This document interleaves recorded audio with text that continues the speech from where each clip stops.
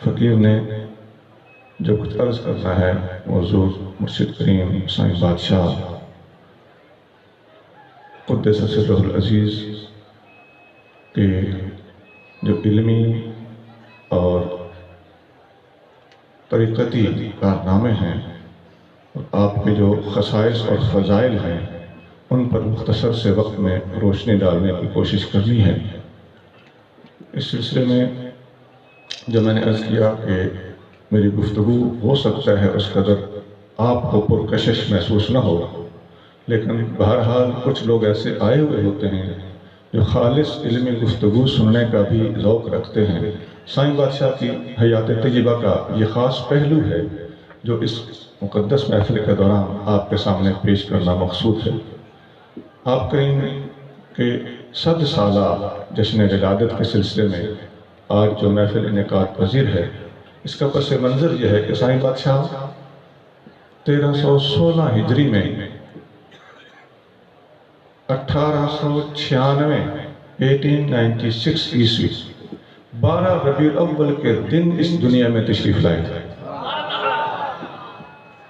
ادھر حبیب کریم صلی اللہ علیہ وسلم کا یوم ولادت یہی ہے، ادھر اللہ کے اس کامل ولی کا اس دور میں دنیا کے اندر ظہور، اس کی تاریخ بھی یہی ہے۔ نبی کریم صلی اللہ علیہ وسلم ارشاد فرماتے ہیں کہ کانت بنو اسرائیل تسوسهم الانبیاء کلما ہلک نبی خلفہ نبی وانہ لا نبی بعدی۔ بنی اسرائیل میں نبی آتے تھے، ایک نبی کے بعد دوسرا نبی آ جاتا تھا، لیکن اب میرے بعد نبی نہیں ہوں گے بلکہ اب میرے بعد میرے خلفاء ہوں گے، میرے خلیفے ہوں گے۔ یہ حدیث بخاری مسلم میں ہے۔ ایک بخاری شریف میں اور حدیث ہے، العلماء ورثۃ الانبیاء، علماء وارث ہیں نبیوں کے۔ اور نبی کریم صلی اللہ علیہ وسلم نے اپنے خلفاء کی، اس امت کے ذمہ دار اولیاء کی یہ ڈیوٹی بتائی ہے۔ فرمایا یحمل ھذا العلم من کل خلف عدولہ، میرے بعد میرے اس علم کی میراث کو ہر زمانے کے لوگ پیچھے سے لیتے رہیں گے، آگے کو دیتے رہیں گے۔ ینفون عنہ تعریف الغالین و انتحال المبتلین و تعویل الجاہلین، لوگ میرے علم اور میرے دین کے اندر خرابیاں پیدا کریں گے اور میرے ذمہ دار خلفاء ان خرابیوں کو ٹھیک کر کے میری امت کو صاف ستھرا دین فراہم کریں گے۔ ایک حدیث میں اس طرح بھی آتا ہے کہ میری امت کے علماء پر جب ذمہ داری پڑے گی، فرمایا اذا ظہرت البدع وصب اصحابی فعلی العالم ان یظہر علمہ ومن لم یفعل فعلیہ لعنۃ اللہ والملائکۃ والناس اجمعین۔ جب بدعتیں ظاہر ہونے لگیں اور میرے صحابہ کو گالیاں دی جائیں تو اس وقت میری امت کے عالم پر واجب ہے کہ اپنے علم کو ظاہر کرے، اور جس نے ایسا نہ کیا فعلیہ لعنۃ اللہ والملائکۃ والناس اجمعین، اس پر اللہ کی لعنت، فرشتوں کی لعنت اور ہر انسان کی طرف سے لعنت ہے۔ الحمدللہ یہی سلسلہ اصلاح 1400 سال سے چلا آ رہا ہے، اور اپنے دور میں ہمارے مرشد کریم نے جس طرح اس فریضے کو سر انجام دیا ہے، اس کی مثال خال خال ملتی ہے۔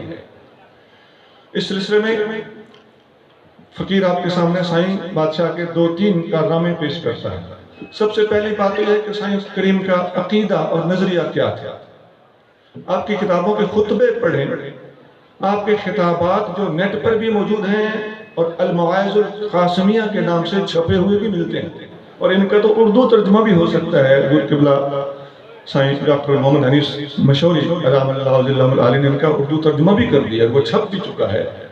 ان کتابوں کے مقدمے پڑھیں، ان میں سائیں بادشاہ کے خطبے پڑھیں، پتہ چلتا ہے کہ سائیں بادشاہ واضح لفظوں میں ارشاد فرما رہے ہیں کہ اللہ ایک ہے، اس کی ذات اور صفات میں اس کا کوئی شریک نہیں ہے۔ نبی کریم رؤوف الرحیم صلی اللہ علیہ وسلم اللہ کے سچے نبی ہیں، تمام نبیوں سے آپ افضل ہیں، اور تمام نبیوں میں آپ آخری نبی ہیں، آپ خاتم النبیین ہیں۔ اسی طرح سائیں بادشاہ نے اپنے ان نظریات کو علل اعلان بیان کرنے کے علاوہ بعض موضوعات پر مستقل کتابیں بھی لکھی ہیں۔ حبیب کریم صلی اللہ علیہ وسلم کی شان میں اور وہابیہ کے رد میں آپ کی کئی کتابیں ہیں ان میں معروف کتاب ہدیۃ الابرار فی تحقیق ان مصطفیٰ نور الانوار، یہ سائیں بادشاہ کا ایک رسالہ ہے۔ اسی طرح ایک اور کتاب البشرا لمن احتفل بمیلاد المصطفیٰ، اس طرح کی کتابیں آپ کی اس موضوع پر ہیں۔ ذکر بالجہر کے موضوع پر بھی آپ کی بڑی معروف کتاب ہے البینات الواضحات فی اثبات ذکر بالجہر بعد المکتوبات۔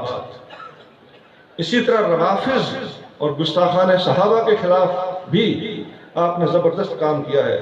آپ کی ایک کتاب ہے شمس الہدی لعیون الاعمی، ہدایت کا سورج اندھے کی آنکھوں کے لیے، یہ اس کا میں ترجمہ بتا رہا ہوں، سائن عربی میں نام رکھا ہے۔ ایک اور کتاب ہے آپ کی گستاخان صحابہ کے بارے میں اوضح البیان فی ان الشیعۃ اعداء القرآن۔ ایک اور کتاب ہے ضیاء الہدی فی جواب نور الضحیٰ، یہ میں نے مختصر سا تعارف کروایا ہے کہ مختلف عنوانات اور مختلف موضوعات پر آپ نے کس طرح قلم اٹھایا ہے۔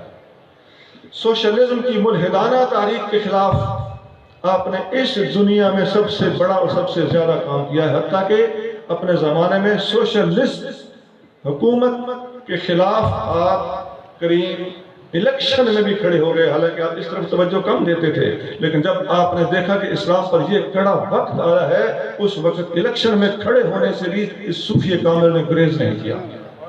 یہاں سے ہمیں اشارہ ملتا ہے کہ جب بھی پچھلی بات بھی عرض کرنے لگا ہوں، اسلام پر کڑا وقت آیا ہے تو لوگ سمجھتے ہیں کہ صوفی کسی کو کچھ نہیں کہتے، یہ بڑے برداشت والے ہوتے ہیں، بڑے روادار ہوتے ہیں۔ جہاں تک برداشت کا تعلق ہے، اپنی ذات کے بارے میں یہ سب کچھ ہضم کر جاتے ہیں، برداشت کر جاتے ہیں، لیکن جب دین پر حرف آنے لگتا ہے تو گوشہ نشینیاں چھوڑ کر میدان میں آنا ان کی سنت ہے۔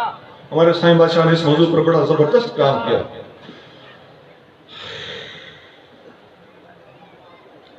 آپ ایک خطاب میں فرماتے ہیں دنیا کے اوپر بڑی بڑی آفات اور بلیات اور مصیبتیں مسلط ہوئی ہیں، جن میں ایک سرمایہ داری اور دوسرا کمیونزم اور سوشلزم ہے۔ یہ سائیں بادشاہ کی تقریر کے الفاظ ہیں۔ اب اس سے پتہ چلتا ہے کہ سرمایہ داری اور سوشلزم یہ آپس میں دو متضاد تحریکیں ہیں۔ یہاں کے لوگ سوشلزم تو کسی حد تک سمجھ چکے تھے ایک تاریخ کے حوالے سے، لیکن کمیونزم تک نظر رکھنا، کمیونزم امریکہ کا نظام ہے، اس کا ترجمہ ہے سرمایہ دارانہ نظام۔ تو سائیں بادشاہ کی نہ صرف سوشلسٹوں پر نظر تھی بلکہ کمیونسٹوں کے علاوہ کیپیٹلسٹ جن کو سرمایہ دار کہتے ہیں ان لوگوں پر بھی آپ کریم کی نظر تھی۔ کیپیٹلسٹ کہہ لیں یا سرمایہ دار کہہ لیں، یہ اسی کا ترجمہ ہے۔ آپ کے عقائد و نظریات میں جہاں روافض، خوارج، وہابیہ اور سوشلسٹوں اور کمیونسٹوں اور سرمایہ داروں کا رد ملتا ہے، وہاں آپ کریم مفتی جسٹس غلام سرور قادری، یہ بہت بڑے عالم گزرے ہیں پنجاب کے، جسٹس تھے، وفاقی شرعی عدالت کے جسٹس تھے۔ انہوں نے جب کتاب لکھی تو سائیں کریم سے انہوں نے درخواست کی کہ میری کتاب پر کچھ اظہار خیال فرمائیں۔ تو جن ہستیوں کو جسٹس لوگ اپنی کتابوں کی تشہیر اور شہرت اور پذیرائی کی خاطر ایسی ہستیوں، جن ہستیوں سے وہ تقریر لکھانا پسند کرتے ہیں، ان ہستیوں کے علم کا بھی اندازہ لگا لیجئے اور ہستیوں کی اہمیت کا بھی اندازہ لگا لیجئے۔ اور یہ کہ آپ کا پڑوسی نہیں تھا، سندھ کا رہنے والا نہیں تھا، لاڑکانہ کا رہنے والا نہیں تھا، یہ پنجاب کا رہنے والا، لاہور کا رہنے والا ایک جسٹس تھا اور ایک بہت بڑا عالم اور مفتی بھی تھا۔ حضرت مفتی صاحب علیہ رحمت نے جو کتاب لکھی اس پر سائیں بادشاہ کے الفاظ ہیں۔ سائیں فرماتے ہیں مفتی غلام سرور قادری صاحب کی کتاب کی میں تصدیق کرتا ہوں۔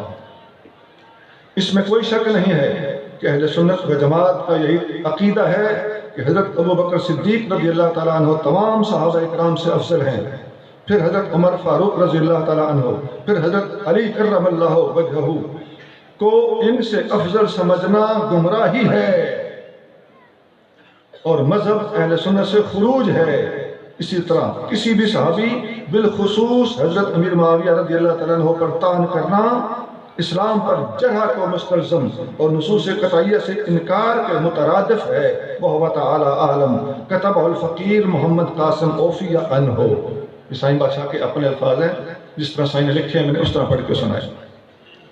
یہ افضلیت صدیق اکبر مفتی صاحب کی کتاب ہے، اس کے صفحہ نمبر 182 182 پر لکھا ہوا ہے، اور ہمارے سائیں بادشاہ کے حالات پر بے شمار کتابیں لکھی گئی ہیں۔ ایک اہم کتاب قاسم ولایت ہے، اس کتاب کے بھی صفحہ نمبر 202 پر سائیں بادشاہ کے یہ الفاظ لکھے ہوئے ہیں۔ سائیں بادشاہ کا میں نے مختصر عقیدہ آپ کے سامنے رکھا ہے۔ اس کے علاوہ محبت حبیب صلی اللہ علیہ وسلم، اللہ والوں کا ادب اور احترام، سادات کرام کا ادب اور احترام، حتیٰ کہ اپنے استاد تو دور کی بات ہے، استاد کی قوم کا ادب اور احترام۔ حضور کی قوم اور نسل پاک تو بڑی بلند چیز ہے، اپنے استاد کی قوم کا ادب و احترام کتابوں میں لکھا ہوا ہے، میں اختصار سے کام لے رہا ہوں۔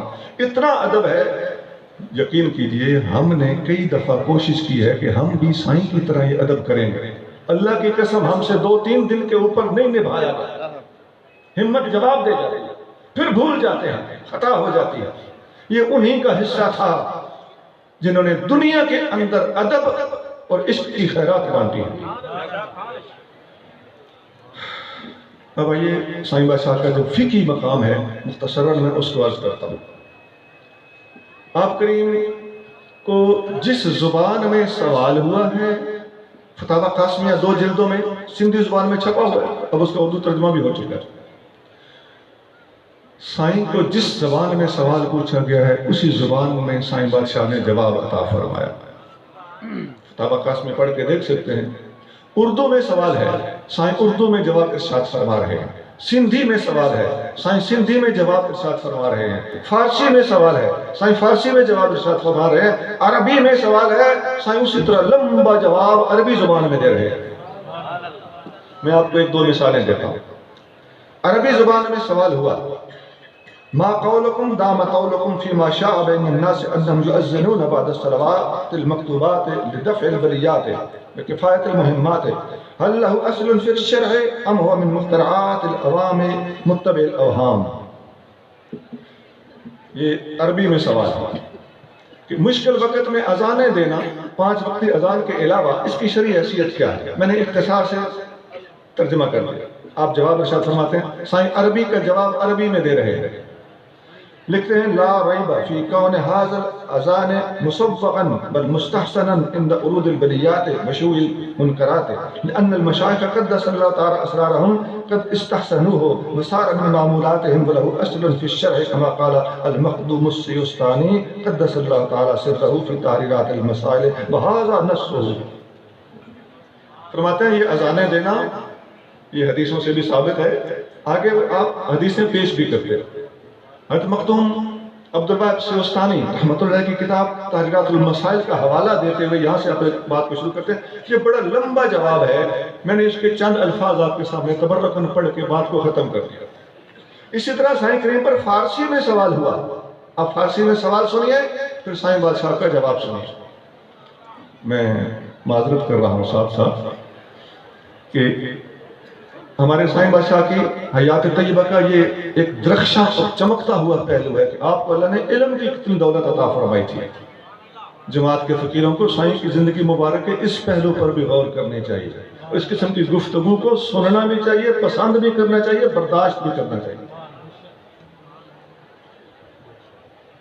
یہ ہم غیر مسلم دنیا کے سامنے اور دنیا بھر کے علماء کے سامنے جب کسی بات کو فخریہ طور پہ پیش کر سکتے ہیں تو وہ سائیں بادشاہ کے ایسے ہی کارنامے ہیں۔ سوال ہوا ہے بموت 2 صبیہ در چاہ حکم تطہیر آب بوجہ شریچے باشا۔ فرمایا ایک کنویں میں 2 چھوٹی بچیاں گر کے فوت ہو گئی ہیں، اب وہ کنواں پاک کیسے ہوگا؟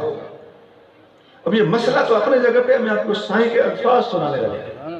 سائیں فرماتے ہیں جواب تطہیر این چنی چاہ بنزہ جملہ ماس، اب فارسی ہے، فرمایا اس کنویں کو پاک کرنے کا طریقہ یہ ہے کہ سارا پانی نکالنا پڑے گا۔ وہ جا کہ بوجہ معین بودن چاہ اخراج ما بجملہ کی متعذر خواہ متاثر است اخراج ما فی البیر علی القول بالمعتاق بہی لازم گردد، اور اگر کنویں کا پانی نیچے سے اور پھوٹ رہا ہو کنواں خالی ہوتا ہی نہ ہو تو جتنا پانی پہلے اس میں موجود تھا اندازہ کر کے اتنا پانی نکال دینا، یہ محتاط فتوے کے مطابق صحیح قول ہے۔ آگے لمبا جواب ہے، یہاں میں پھر مختصر کر رہا ہوں۔ علمی طور پر آپ کی اعلیٰ ظرفی کا ایک اور نمونہ اور مثال پیش کرنا مناسب ہے۔ فقیر عبدالرحمن کمہار عیسائی بادشاہ کے فقیر تھے، شاید ابھی بھی ہوں۔ ان کا بیان ہے کہ آپ کریم کا ایک فتویٰ تھا، کچھ علماء نے اس کا رد کیا۔ ایک فقیر نے آ کے عرض کیا، حضور آپ کی کتاب کا، آپ کے فتوے کا جواب آ گیا ہے۔ سائیں نے فرمایا تحریر تھی، میری تحریر تھی، آسمان کے تارے تو نہ تھے، یہ عاجزی ہے۔ ہمارے نزدیک تو آسمان کے تارے ہی تھے، لیکن سائیں کی عاجزی، ظرف اور برداشت دیکھیے اور اختلاف کے معاملے میں رواداری دیکھیے۔ آپ فرما رہے ہیں آسمان کے تارے تو نہیں تھے کہ گر پڑے، صحیفہ تو نہیں تھا کہ تبدیل نہیں ہو سکتا، فتووں سے اختلاف ہوتا رہتا ہے۔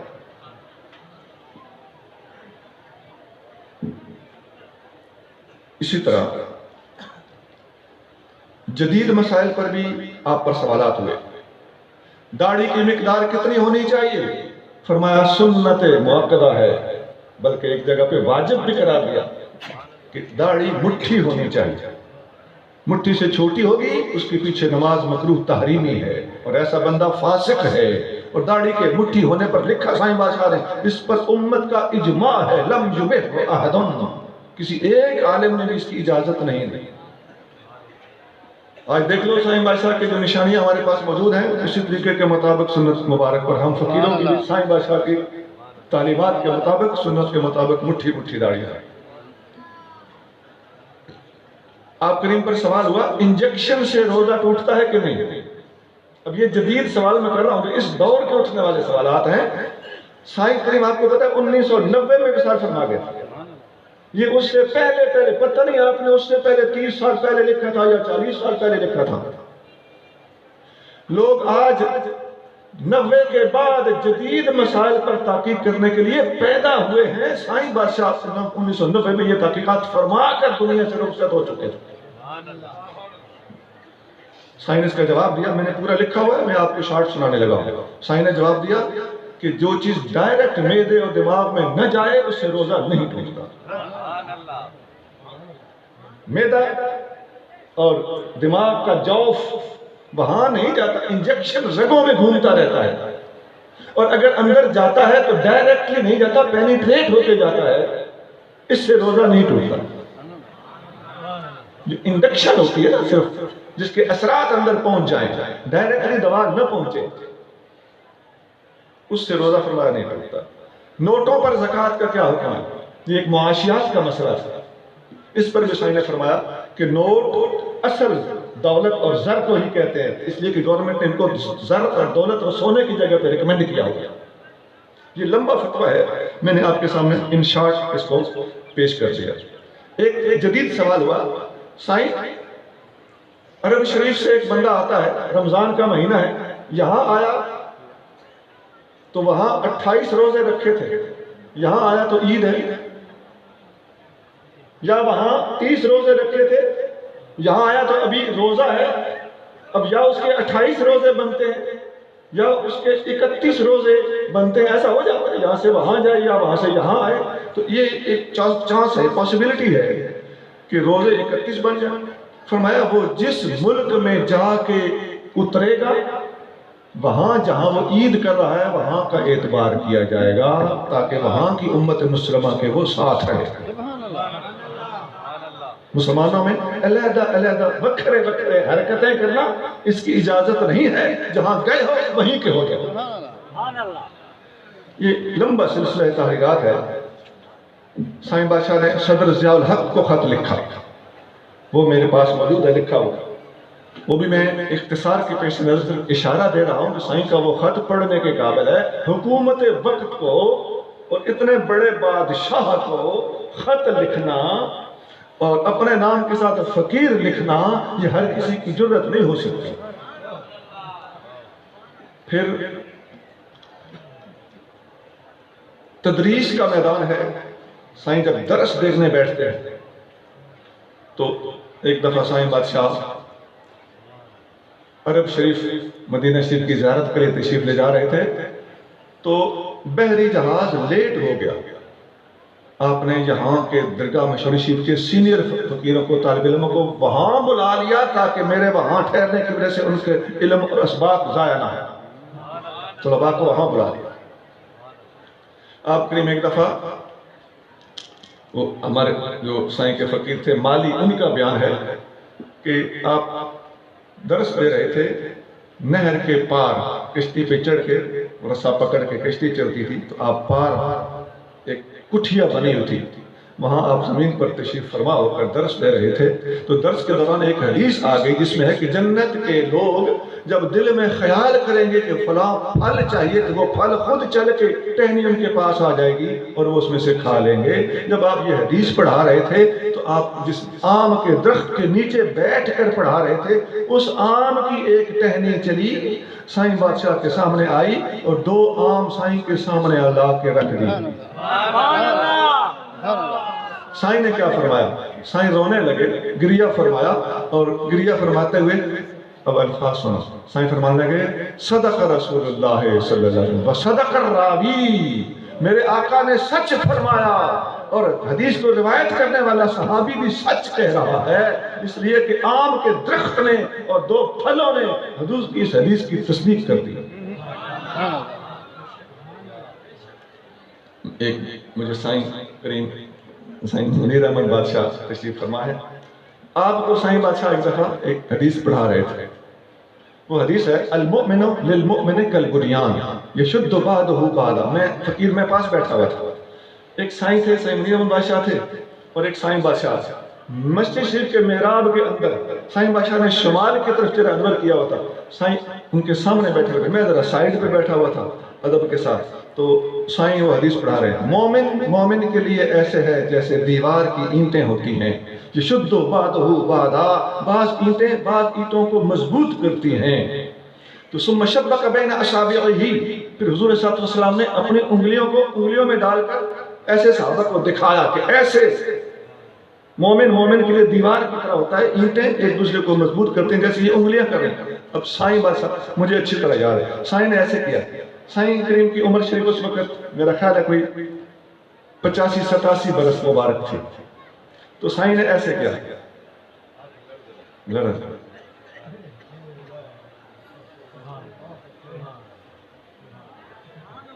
سبحان اللہ، خدا کی قسم یہ منظر مجھے نہیں بھولتا.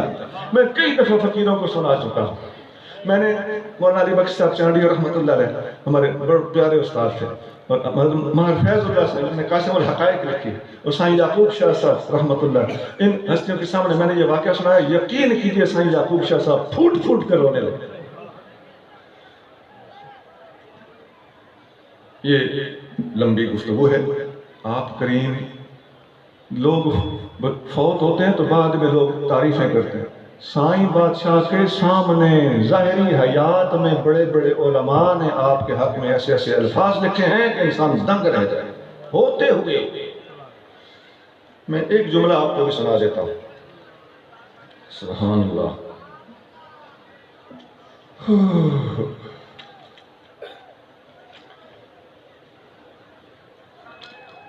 ایک بہت بڑی ہستی گزرے ہیں، آپ جانتے ہیں، حضور قبلہ غزالی زمان، راضی دوران، حضرت قبلہ سید احمد سعید شاہ صاحب کاظمی رحمۃ اللہ علیہ.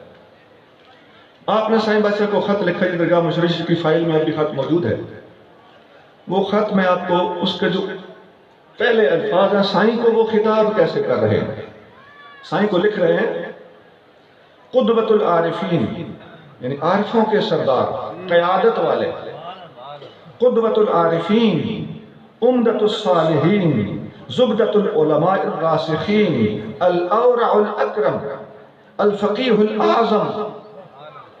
ہاں جی اچھے رک جاؤ، معذرت میں پنجابی میں شروع ہو گیا ہوں. الفقیہ الاعظم، یہ خود فقیہ اعظم ہیں جو لکھ رہے ہیں سائیں. پنجاب میں ہم ان کو فقیہ اعظم سمجھتے ہیں، غزالی زماں سمجھتے ہیں، راضی دوران سمجھتے ہیں، سائیں کو سائیں کی حیات طیبہ ظاہریہ میں الفقیہ الاعظم کا لقب قبلہ کاظمی صاحب نے دیا ہے۔ یہ نہیں کہ آپ کے وصال کے بعد آپ کے مریدوں نے محبت میں آ کے مبالغے سے کام لیا ہو، غلو سے کام لیا ہو، بڑھا چڑھا کے بیان کیا ہو۔ سائیں کے ہوتے ہوئے اتنی بڑی ہستی نے سائیں کو فقیہ اعظم کا لقب دیا۔ سیدی میرے آقا مولانا محمد قاسم المشوری متعنا اللہ تعالیٰ بطول حیاتہ، اللہ آپ کی لمبی زندگی سے ہمیں فیض یاب کرے، وافاد علینا من برکاتہ، اور آپ کی برکات کا فیضان اللہ ہماری طرف بہا دے۔ کتاب بہت طویل ہے، میں نے بات کے پیر بھائیوں کا خیال رکھنا ہے۔ اللہ کریم مجھے اور آپ کو سائیں بادشاہ کی قدر و منزلت کو سمجھنے کی اور آپ کی سنت پر عمل کرتے ہوئے دین کا غیرت مند چوکیدار بن کے رہنے کی اور اس درگاہ کا ادب کرنے کی توفیق عطا فرمائے۔ وآخر دعوانا الحمدللہ رب العالمین، سبحان ربک رب العزت عما یصفون، وسلام علی المرسلین والحمدللہ رب العالمین۔